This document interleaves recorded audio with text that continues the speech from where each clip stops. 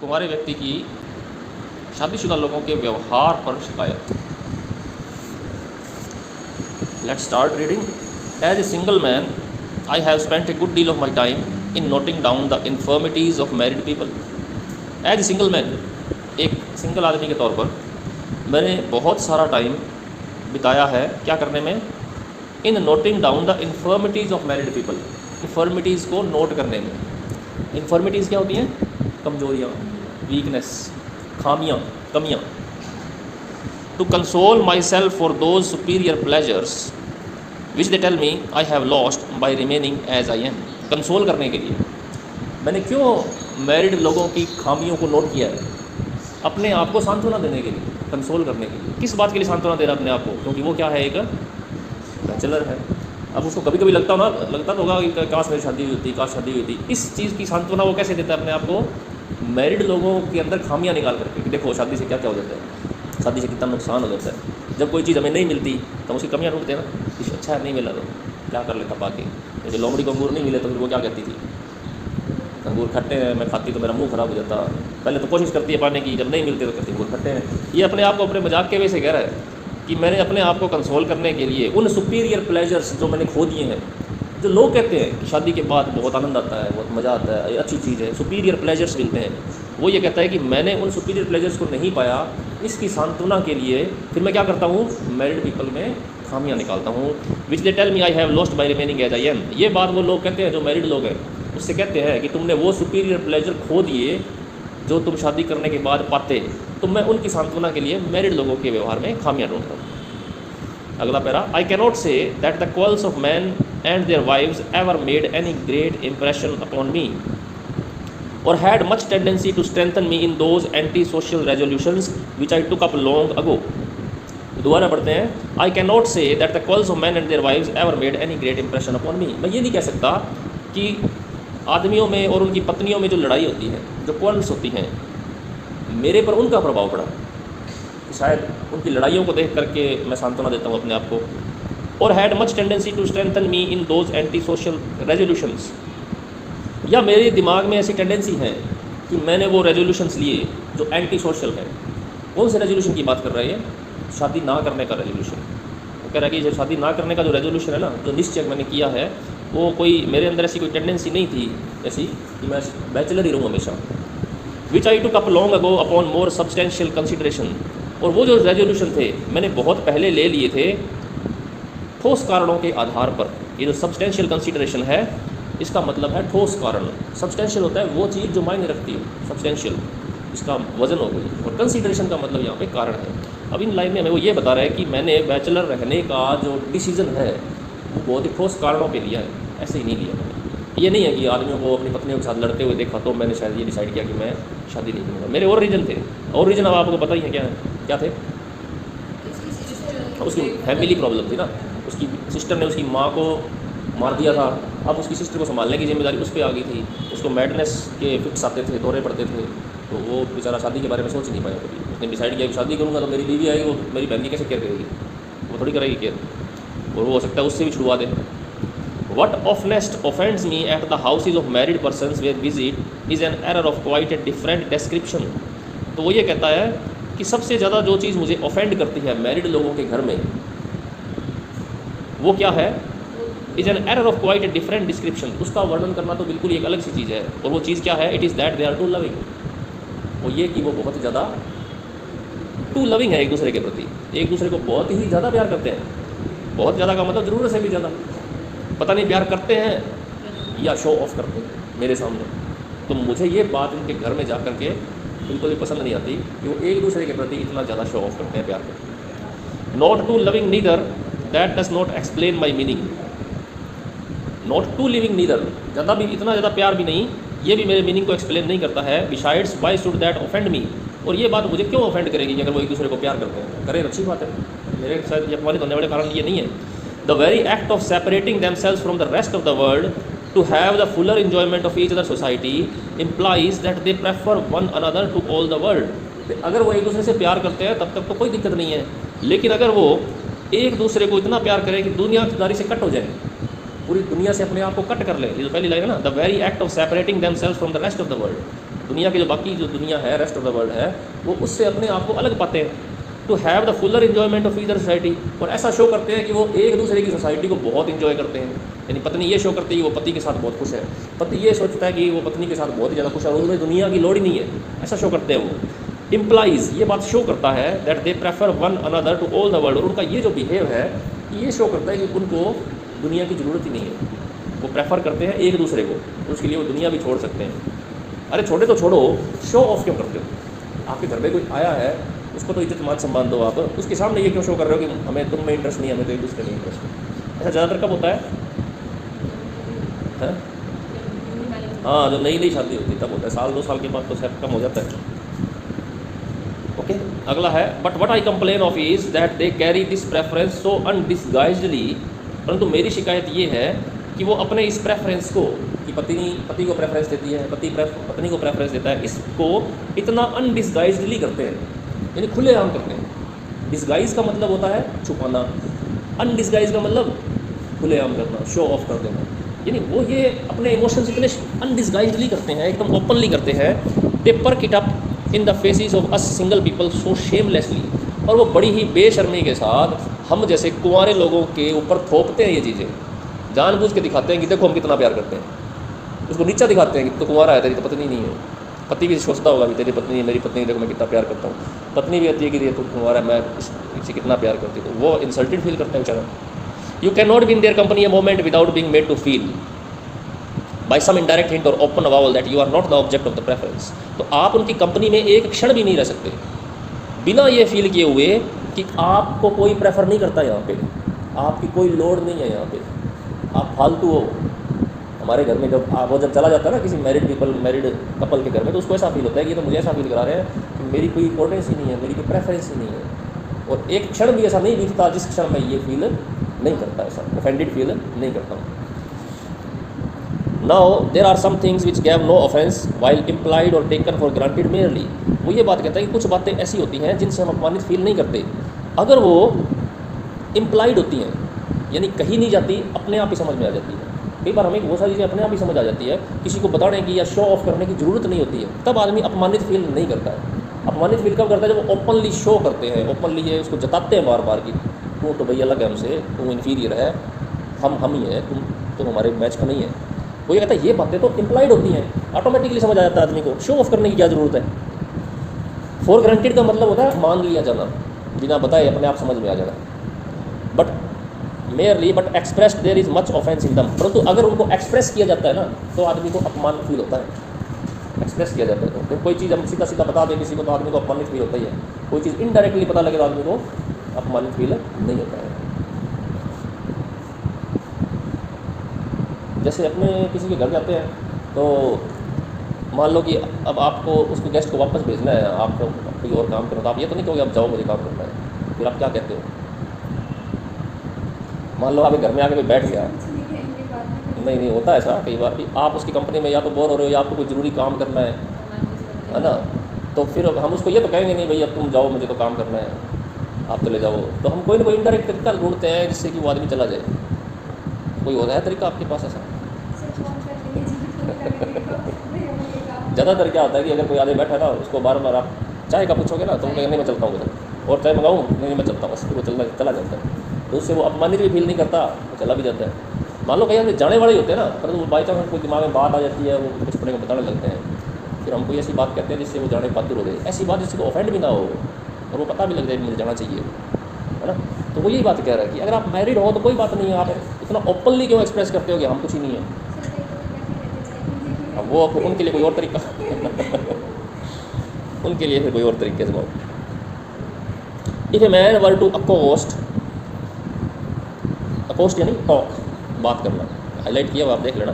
If a man were to accost the first homely featured और plain dressed woman of his acquaintance, तो accost का मतलब बात करना, होमली फीचर्ड का मतलब ठीक ठाक नैन नक्श की, होमली का मतलब प्लेन, ज़्यादा खास नहीं हो, जो आम हो, होमली फीचर्ड और plain dressed young woman of his acquaintance and tell her bluntly that she was not handsome or rich enough for him and he could not marry her, he would deserve to be kicked off for his ill manners। अब एक उदाहरण देता है वो कि अगर मान लो कोई एक आदमी है, उसको कोई लड़की पसंद नहीं आती क्योंकि वो होमली फीचर्ड है, यानी उसका रंग रूप इतना अच्छा नहीं है मान लीजिए, या फिर वो इतनी सुंदर या रिच नहीं है जिसकी वो शादी नहीं करना चाहता, तो हम उसको वो कैसे कहेगा?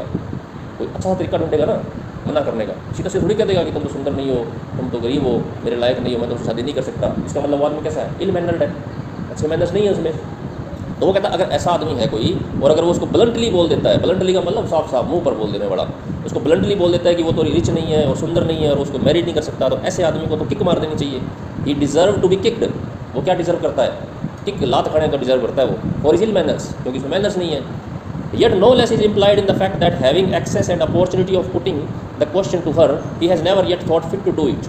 लेकिन वो ये बात उसको कैसे जाहिर कर सकता है कि अगर वो लड़की उसके सामने बार बार आती है लेकिन वो आदमी उसमें कोई इंटरेस्ट ही नहीं लेता, वो उससे बात ही नहीं करता है कभी, तो लड़की अपने आप ही समझ जाएगी ना कि ये मेरी शादी नहीं करेगा, है ना। और भी तो बहुत सारे तरीके हैं ये जताने के भी, मैं तुम्हें पसंद नहीं करता। अपमान करके थोड़ी बताते हैं हम किसी को, ये थोड़ी कहेंगे मैं तुम्हें पसंद नहीं करता, तुम तो सुंदर नहीं हो, तुम रिच नहीं हो। नहीं, इग्नोर वाली बात नहीं कर रहा। हम जता सकते हैं किसी और तरीके से किसी को कि हम तुम्हें इंटरेस्टेड नहीं हो, बिना उसको अपमानित किए हुए। ऐसे बहुत सारे तरीके होते हैं। तो ये वही तो बात कर रहा है कि having access and opportunity of putting question to her, कि अगर सामने अपॉर्चुनिटी भी हो आपके सामने और आपकी एक्सेस भी हो कि आप उसको प्रपोज कर सकते हैं शादी के लिए, लेकिन आप ऐसा नहीं करते हैं, तो वो लड़की खुद ही समझ जाएगी कि ये आदमी मेरे में इंटरेस्टेड नहीं है, तो वो खुद ही बात नहीं करेगी, ना ही उससे एक्सपेक्ट करेगी कि मुझसे शादी करो। The young woman understands this as clearly as if it were put into words. तो वो जो औरत है वो इतना क्लियरली समझ लेगी कि उसको शब्दों में बताना जरूरी नहीं है, उसके हाव भाव से समझ जाती है। But no reasonable young woman would think of making this the ground of a quarrel. और इससे वो जो कोई भी यंग वुमन है अगर वो समझदार है तो वो इसको लड़ाई का मुद्दा बिल्कुल भी नहीं बनाएगी। लड़ाई भी कैसे कर सकती है, उसमें तुम्हें कुछ कहा ही नहीं है। लेकिन अगर वो ये कह दे कि मैं तुमसे इसलिए शादी नहीं कर रहा कि तुम सुंदर नहीं हो, तुम्हारे पास धन नहीं है, तुम गरीब हो, मेरे लायक नहीं हो, तो वो औरत उससे लड़ाई तो करेगी, है ना, या अपसेट हो जाएगी, इससे वो अपमानित हो जाएगी। ये बात है। Just as little right have a married couple to tell me by speeches. तो आगे वो ये कहता है कि इसी तरह से जो मैरिड कपल है उनको भी ये अधिकार नहीं है कि वो मुझे कह करके कुछ जताएं, स्पष्ट ब्लंटली मुझे ये बता दें कि मैं उनके लायक नहीं हूँ, मैं उनकी प्रेफरेंस लिस्ट में नहीं हूँ, वो मुझे पसंद नहीं करते हैं क्योंकि मैं बैचलर हूँ, या वो हमारी तरह नहीं है। ये सारी चीज़ें वो मुझे इतनी ब्लंटली क्यों बता देते हैं, इतना ज़्यादा मेरे को अपमानित करके क्यों बता देते हैं। फिर I am not the happy man, कि मैं हैप्पी मैन नहीं हूँ, लेडीज़ चॉइस नहीं हूँ मैं, मुझे शायद लड़कियाँ पसंद नहीं करती, क्योंकि जिसकी शादी नहीं होती उनके बारे में धारणा बन जाती ना कि लड़कियाँ पसंद नहीं करती, इसलिए शादी ना हुई होगी। It is enough that I know I am not. और वो कहता है अच्छी बात है, मैं जानता हूँ कि मैं लेडीज़ चॉइस नहीं हूँ, हो सकता है मैं हैप्पी मैन भी नहीं हूँ, मैं जानता हूँ। I don't want this perpetual reminding, परंतु मुझे बार बार ये याद नहीं दिलाया जाना चाहिए कि मैं ऐसा हूँ। परपेचुअल रिमाइंडिंग का मतलब कंटिन्यूसली कोई चीज़ उसको याद दिलाना, अरे भाई तू कुंवारा है, अरे तू कुंवारा है। मतलब मेरे को बार बार ये लोग जताते हैं कि मैं कुंवारा हूँ, अरे मुझे पता है मैं कुंवारा हूँ, मुझे पता है कि हो सकता है मुझे लड़कियाँ पसंद ना करती हों, आप मुझे इतनी मतलब ब्लंटली क्यों बताते हो ऐसा, ये ज़रूरत नहीं है इस चीज़ की। The display of superior knowledge और रिचीज़ मे बी सफिशिएंटली मोर्टिफाइंग। अब वो कहता है इंसल्ट कई तरह की होती है हमारी। एक तो ये इंसल्ट होगी उसकी, जब वो मैरिड कपल कर जाता है तो उसकी इंसल्ट हो जाती है बैचलर होने के कारण। आगे वो कहता है कभी कभी हमारी इंसल्ट हो जाती है सुपीरियर नॉलेज और रिचीज़ के सामने। कभी कभी हम किसी ऐसे व्यक्ति के सामने खड़े होते हैं जहाँ पे हम अज्ञानी दिखते हैं। कई बार हमारा ऐसी कंडीशन आ जाती है कि हमें कुछ आता नहीं है, कई बार तो हमारी बेइज्जती हो जाती है ना नॉलेज कम होने के कारण। और कई बार धनवान घर के जाते हैं किसी धनी घर में, तो पुअर होने के कारण हमारी इंसल्ट हो जाती है, हमारे पास पैसे नहीं है, इसलिए हम कभी कभी इंसल्ट फील करते हैं। मोर्टिफाइंग का मतलब होता है इंसल्टेड फील करना। ये जो लाइन है ना, the display of superior knowledge, की उच्च ज्ञान का जो प्रदर्शन है, और रिचीज़ यानी धनी चीज़ों का प्रदर्शन है, धन का प्रदर्शन है, वो भी कई बार इंसल्टिंग होता है। But these admit of A palliative, परंतु इनमें कोई ना कोई एक कंपनसेशन छिपा होता है कि इंसल्ट होती है ना तो बदले में कुछ ना कुछ मिलता है। कभी कभी हमारी इंसल्ट होती है लेकिन उस इंसल्ट में कुछ ना कुछ हमें मिल जाता है जिससे हमारा वो अपमान का घाव भर जाता है। उसको पैलिएटिव कहते हैं। पैलिएटिव एक ऐसी दवाई होती है जो हमारे को आराम देती है। तब यहाँ वो दो इंसल्ट की तुलना कर रहा है, एक तो वो इंसल्ट जो मैरिड लोग करते हैं उसकी एज ए बैचलर, और एक वो इंसल्ट जो कभी कभी हमारी हो जाती है कम धन होने के कारण या कम नॉलेज होने के। तो वो कहता है ये जो इंसल्ट है ना ये पैलिएटिव है, इस इंसल्ट के बदले में कुछ ना कुछ मिलता है। क्या मिलता हुआ आगे बताएगा। The knowledge which is what out to insult me may accidentally improve me, कि जो नॉलेज जिस नॉलेज की वजह से मेरी इंसल्ट होती है, जिस चीज़ को ना जानने की वजह से मेरी इंसल्ट होती है, वो एक्सीडेंटली मुझे इम्प्रूव करती है। क्योंकि अगर मेरी बेइज्जती हुई तो मुझे पता तो लगा कि ये चीज़ थी कोई नई, और मेरा ज्ञान तो बढ़ा ना ज्ञान उसका। किसी चीज़ से होती है आपको, अगर मान लो कोई छोटी मोटी चीज़ आपको नहीं आती और टीचर आपकी बेइज्जती कर रही तो यही नहीं आता, इंसल्ट तो हुई, कम से कम नई चीज़ तो सीखी, पता तो लग गया ना ये चीज़ है। तो वो कहता है ये पैलिएटिव होता है इसका कुछ ना कुछ बदले में मिलता है कुछ ना कुछ। और दूसरा, may accidentally improve me, and in the rich man's house and pictures his parks and gardens I have a temporary usufruct। और रिच मैन के घर में जाके अगर मेरी कभी बेइज्जती होती है मान लो, तो कम से कम मैं उस रिच मैन के घर का आनंद तो ले लेता हूँ थोड़ी देर के लिए, उसके एक सोफ़ों पर बैठ जाता हूँ, वहाँ अच्छी अच्छी चीज़ें देखता हूँ, अच्छी अच्छी पिक्चर्स देखता हूँ, और उसके गार्डन में घूम लेता हूँ। बेइज्जती तो हुई और आनंद तो लिया थोड़ी देर के लिए भी, अच्छी नई नई चीज़ें देखने को तो मिली। आई हैव ए टेम्परेरी यूजुफ्रक्ट, तो मेरे को यूजुफ्रक्ट मिलता है थोड़ी देर के लिए। यूजुफ्रक्ट होता है किसी दूसरे की चीज़ को एंजॉय करना थोड़ी देर के लिए, उसको कहते हैं यूजुफ्रक्ट। तो वहाँ पे रिच मैन के घर में वो थोड़ी देर के लिए उसकी चीज़ों का इस्तेमाल करके क्या हो जाता है, उसको कंपनसेशन मिल जाता है इंसल्ट से थोड़ा सा। तो वो कहता है उस इंसल्ट में तो कुछ भी नहीं मिलता मुझे, जो मेरी कुंवारे होने के कारण होती है। उसमें क्या मिलता है, मुझे बेइज्जती होती है और मिलता कुछ नहीं है मेरे को, लेकिन इन इंसल्ट में मुझे कुछ मिल जाता है। But the display of married happiness has none of these palliatives. परंतु वो लोग जो शादीशुदा खुशी का डिस्प्ले करके मेरी इंसल्ट करते हैं, वहाँ पर ऐसा कोई पैलिएटिव नहीं है, ऐसा कोई कंपनसेशन मुझे नहीं मिलता है। It is throughout pure unrecompensed unqualified insult. ये तो प्योर इंसल्ट है, इसके बदले में कुछ नहीं मिलता है। इसके देखो इंसल्ट के कितने एडजेक्टिव लगाए हैं, प्योर इंसल्ट, अनरिकम्पेंस्ड इंसल्ट। अनरिकम्पेंस्ड का मतलब उसकी क्षतिपूर्ति नहीं होती है, और अनक्वालिफाइड इंसल्ट, उसका कोई यूज़ नहीं है उस इंसल्ट का। बहुत सारे इंसल्ट का हम यूज़ कर सकते हैं। Marriage by its best title is a monopoly and not of the least invidious sort. अब मैरिज का जो टाइटल है वो मोनोपोली के सिनोनिमस ही है। मैरिज का मतलब मोनोपोली। जब आपकी किसी शादी हो जाती है तो पति सोचता है पत्नी पर मेरा फुल अधिकार है, और पत्नी सोचती है कि पति पर मेरा पूरा एकाधिकार है, यानी मैं ही हूँ बस, और कोई नहीं है। दोनों एक दूसरे के प्रति यही सोचते हैं, तीसरा आदमी उनको कोई स्वीकार नहीं होता है। And not the least of invidious sort, और ये भी बड़ी इनवीडियस टाइप की मोनोपोली है जो गुस्सा दिलाती है हमें तीसरे आदमी को। उनको तो क्यों गुस्सा दिलाएगी। It is the cunning of most possessors of any exclusive privilege to keep their advantage as much out of sight as possible. तो वो जो लोग हैं जो पोजेसर होते हैं, जो कनिंग पोजेसर्स होते हैं, पोजेसर का मतलब वही जो अधिकार रखते हैं पति पत्नी पर, पत्नी पति पर, दोनों पोजेसर हो गए। वो पोजेसर जो है उनका ये एक्सक्लूसिव प्रिविलेज होता है एक दूसरे के प्रति। प्रिविलेज क्या होता है, विशेषाधिकार। जैसे कॉलेज में टीचर्स के प्रिविलेज होते हैं कुछ, है ना, बच्चों के प्रिविलेज नहीं होते हैं। हाँ, जो प्रेसिडेंट बन जाता है उसके कुछ प्रिविलेज होते हैं कि वो टीचर्स के साथ बैठ सकता है चेयर पे, टीचर्स के साथ बात कर सकता है कभी भी जा करके। ये तो विशेष अधिकार, तो खास अधिकार। अब पत्नियों के पास अपने प्रिविलेज होते हैं और पति के पास अपने प्रिविलेज होते हैं जो पत्नी के प्रति वो यूज़ करते हैं, पत्नियाँ पति के प्रति यूज़ करती हैं। तो यहाँ पे वही बात करें कि एक्सक्लूसिव प्रिविलेज होते हैं टू कीप देयर एडवांटेज, कि जो अपने एडवांटेज है जो उनकी पति या पत्नी है, as much out of sight as possible, दूसरों की साइट से वो दूर रखते हैं उनको, पति पत्नी को और पत्नी पति को। That their less favoured neighbours seeing little of the benefit may the less be dispose to question the right. तो उनके जो लेस फेवर्ड नेबर्स हैं, वो जो नेबर्स हैं उनको ज़्यादा अधिकार नहीं मिलते हैं। वो पति, अगर नेबर में अगर कोई लड़की है तो वो पति से ज़्यादा बात नहीं कर पाती है, अगर कोई लड़का है तो वो पत्नी से बात नहीं, यानी वो अपने आप तक सीमित रखते हैं, एक दूसरे को दूसरों की ओरों से बचाए रखते हैं। But these married monopolists thrust the most obnoxious part of their patent into our faces. परंतु ये जो मोनोपोलिस्ट लोग होते हैं, मैरिड लोग होते हैं, ये अपनी मोनोपोली का जो सबसे बेकार पार्ट होता है, ऑब्नॉक्सियस पार्ट होता है, वो हमारे फेसेस के ऊपर थर्स्ट करते हैं, घोंपते हैं हमारे फेसेस पे। अरे हमें वो जानबूझ के दिखाते हैं ये तो मेरी है, ये तो मेरा ही है, तुम्हारा कोई हक नहीं है इसमें। उसको इस बात से दिक्कत आती है। थके तो नहीं, एक पैरा और कर लेते हैं।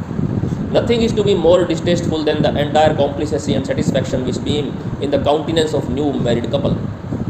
और मेरे लिए उससे बुरी डिस्टेस्टफुल चीज़ कोई नहीं है। डिस्टेस्टफुल का मतलब जिसको वो नफरत करता हो, जो उसके लिए अच्छी नहीं हो, उस चीज़ से कोई भी बुरी चीज़ नहीं है। कौन सी चीज़ से?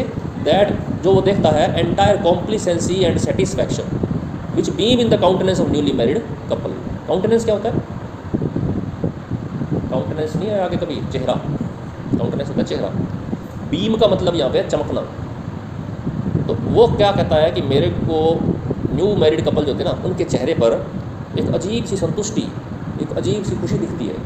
वो मेरे लिए क्या है? डिस्टेस्टफुल है। क्या है? डिस्टेस्टफुल है, बड़ी ही घृणास्पद चीज़ है। मुझे बड़ा गुस्सा आता है उनके चेहरों को देख करके, जब वो ये शो करते हैं कि हम बहुत ही खुश हैं, हम बहुत ही संतुष्ट हैं। किससे? अपनी मैरिड लाइफ से। Is that of the lady particularly, और ख़ास तौर पर किसके मुँह पर होती है ज़्यादा? औरत पे ज़्यादा होती है। That you can have no hopes of her. और वो लेडी क्या जताती है कि तुम्हारी कोई उम्मीद नहीं है, तुम कोई उम्मीद मत पाल लेना। वो लेडी ये सोचती है मेरे को देख करके कि मैं तो अब किसी की हो गई हूँ, तो तुम्हारा अब कोई चांस नहीं है, तुम मेरे को इस तरह से मत देखो। वो कहता भाई मेरे को इंटरेस्ट भी नहीं है कोई, तो वो ऐसा शो करते हैं कि मैं अब तुम्हारा कोई चांस नहीं, तुम्हारी कोई होप्स नहीं है।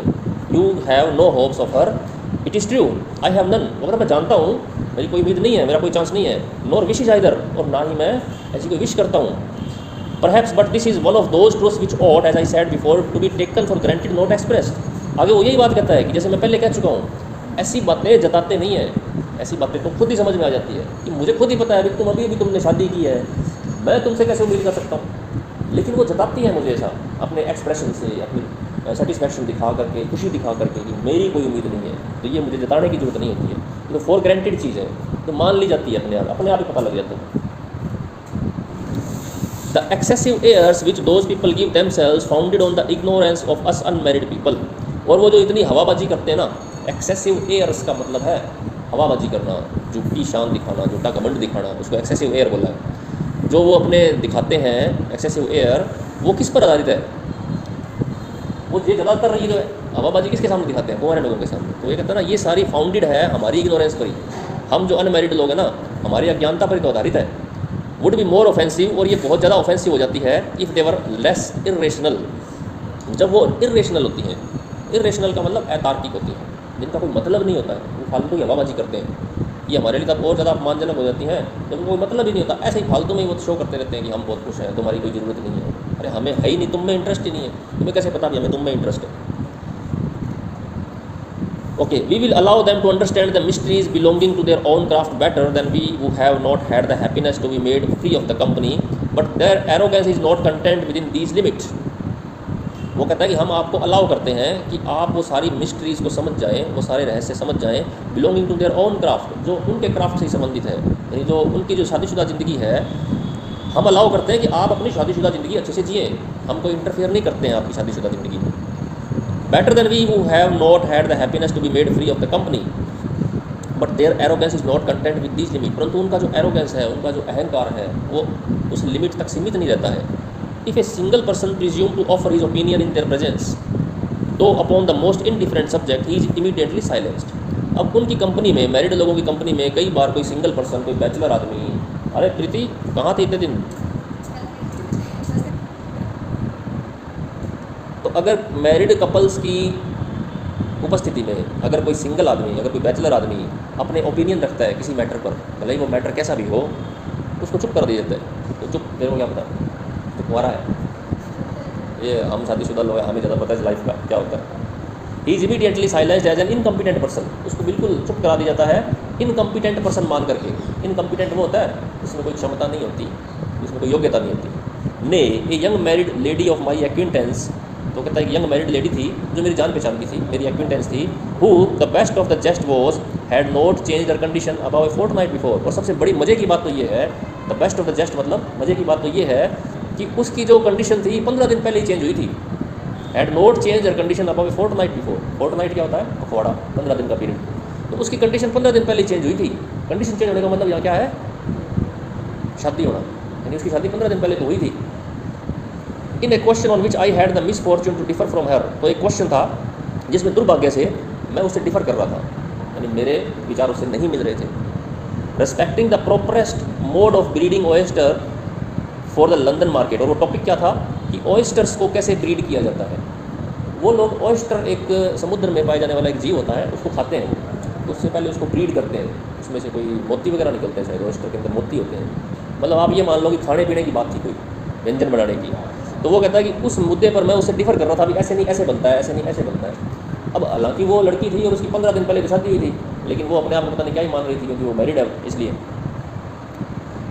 Had the assurance to ask with a sneer how such an old bachelor as I could pretend to know anything about such matters।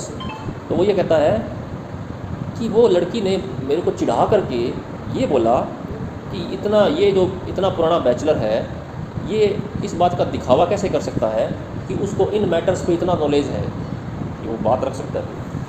तो वो लड़की 15 दिन पहले तो शादी हुई है, और वो अगर मैंने कोई ऐसे खाने पीने की चीज़ पे कोई कमेंट कर दिया जो उससे मैच नहीं खा रहा था, उससे मैं अलग थी मेरी राय, तो मुझे किस बात का ताना देकर कहती है कि इसको क्या पता है तुम्हारा है। तेरी शादी कब हुई है? उसकी 15 दिन पहले हुई थी, उसको कौन सा 15 दिन में शादी कौन सा ब्रह्म ज्ञान मिल गया था? ये सब कुछ नॉलेज आ गया उसको। तो वो यही कह रहा है कि मज़े की बात देखो, 15 दिन पहले जिनकी शादी हुई वो आज हमें ताना दे रहे हैं कि तो कुमारा है, उसको कुछ नहीं आता। उसको क्या आता होगा जो दिखावा करता है। Enough for today.